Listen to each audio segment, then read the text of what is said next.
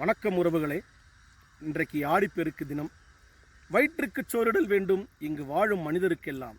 இதை அனுதினமும் செய்துகிட்டு இருக்கக்கூடிய நம்முடைய விவசாய பெருமக்களுக்கும் அவர்களுக்கு நீர் ஆதாரமாக இருக்கக்கூடிய காவிரி நீர் தாய்க்கும் நன்றி கூறும் விதமாக என்னுடைய இந்த சிறிய உரைநடை கவிதை காவிரி நீர் பெருக்கிற்கும் உழவர் பெருமக்களுக்கும் என்னுடைய அர்ப்பணம், சமர்ப்பணம்.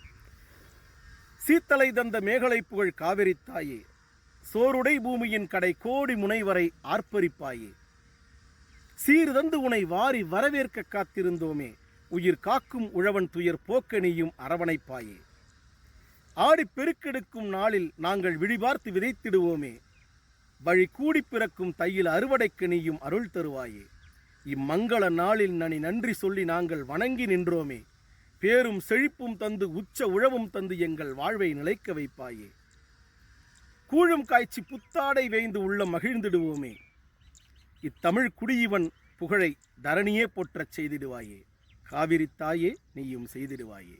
நன்றி, வணக்கம்.